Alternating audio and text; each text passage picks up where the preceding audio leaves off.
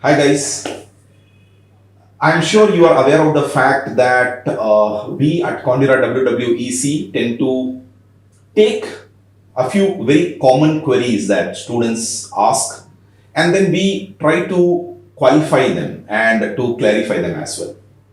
Now, in this session and the video, I'm going to be talking about one of the very basic questions that I have been asked multiple times. And the question is, I have too many backlogs, can I apply to US?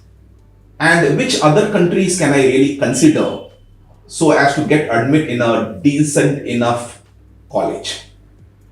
Now, before I answer this, I am going to be recommending all of you who are watching this for the first time and have not subscribed to the Condira WWEC YouTube channel to go ahead and subscribe. Do go ahead and press the bell icon as well so that as and when we upload videos of this kind, you get a notification. Believe me, getting the right information is the most important thing for the most important decision of your life. When you are planning for higher education abroad, it's not an expense, it's an investment. You are going to spend huge amount of money and of course your time, and quite a few of you probably are working professionals. In effect, you're going to take break from this professional career of yours. Therefore, there's a lost opportunity in terms of the salary that you are probably earning right now. So go ahead and collect all this information. And we at Condira WWEC, we will be uploading regular videos on various topics, not just pertaining to one specific country, but to various others. We also go on looking at topics that we need to cover when we do live webinars, and that's also something that we do here. So in case you want us to address any of your queries, go ahead and mention that in the comment section of this video so that we can take it up in our next video. So let's go back and start looking at this question. What should you do if you have too many backlogs? Now, before you go ahead, let's try to understand what exactly is a backlog. Backlog basically means that you, while you are doing your undergraduation in India, have not been able to pass a given subject in a single attempt. Now, I'm talking about two scenarios. What if a student has failed in one subject 3 times? Will that be considered as one backlog or would that be considered as 3 backlogs? Answer is, it would be considered as one backlog. However, of course, if you have failed in 3 subjects and you have failed once in each of these 3, then it would be 3 backlogs. Now, having seen the definition of the backlog, now let's try to understand when does it become a problem. Is backlog really a problem? Answer is yes and no. If you are looking for the best of the best colleges, and I'm not just talking about US here, I'm talking about any country, may that be UK, may that be Germany, backlog is actually a bad news. Why? Because you are competing against those who probably don't have the backlog. But one of the point of comfort that you need to have is the fact that colleges are not going to reject you just because you have backlog.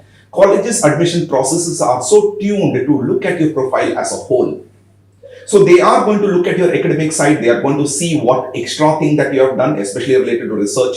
They are going to see how your scores are in various tests like GRE, IELTS and TOEFL. And they're also going to look at the strength of your letter of recommendations and your statement of purpose before they take a decision whether to invite you to join their class or not.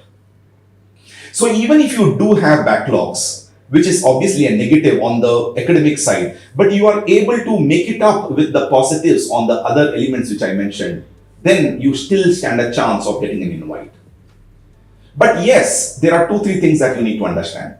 You could probably have a backlog during your freshman year, which is the first year, or the sophomore year, which is the second year. Now, backlogs during the first year and the second year are not given so much negative weightage. But if you do have backlogs during your junior year, which is the third year, or the senior year, which is the final year, then yes, that backlog would be significant enough. Why? Because the belief is that junior year and senior year is the time when you do the courses which are strongly related to your area of your degree and therefore strongly related to the master's area as well. So do bear that in mind too. The second point that you need to understand is that if you have too many backlogs, then the weightage actually is phenomenal. Now the definition of too many will differ. When you are aiming for the top colleges, even 1 can be too many. But then normally to the extent of 4 to 5 colleges are okay to condone. But beyond that, it does become a challenge. Now, from the US perspective, the backlogs becomes a challenge not just for your admission, but backlog becomes a challenge for your visa interview. Quite often, even if your backlogs are too many, and then you still have done something extra in terms of your right internship, right publication, you might still get an invite from a decent college. But having got that invite, you finally have to get through the hurdle of the visa interview. And one of the very favorite questions in the visa interview is, how many backlogs have you had? And that is where it will hurt. So it's quite possible that you might get an admission and thus an invite to join a class, but the visa officer decides against giving you a visa. And therefore, this becomes a challenge. Normally, we say anything more than 10 to 12 backlogs would be a challenge for the visa. But if your numbers are lesser than that, then you can still fight for it.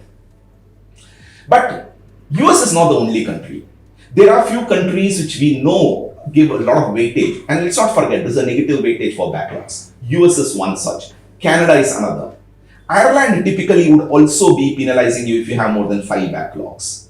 But there are few countries which are liberal, which says, all right, you probably have backlogs, but you finally were able to pass, therefore you got the right knowledge. So today, you are in a position where you have done all the requirements of your undergraduation. Therefore, I have no hesitation in giving you admits. And these are decent enough colleges. And one such country is the UK. In United Kingdoms, the colleges are a little more liberal when it comes to considering the backlogs that you have. Not so in various other countries, as I did mention, US, Canada, Germany, for example. Even Australia is a little tighter than that. But having said that, believe me, with more than 13 years of experience of sending a lot of students abroad to various countries across the world, what I do know is if your academics is decent enough, and if the backlog is the only problem that you have, and you have been able to do something better in the other elements of your profile, then you can still get into a decent college, get a good job after that, and make a career for yourself in those countries. Which is where I keep telling my students that the planning for going abroad should happen at least 18 months before you actually go abroad. Why? Because that gives enough time for you to do something extra to strengthen your profile.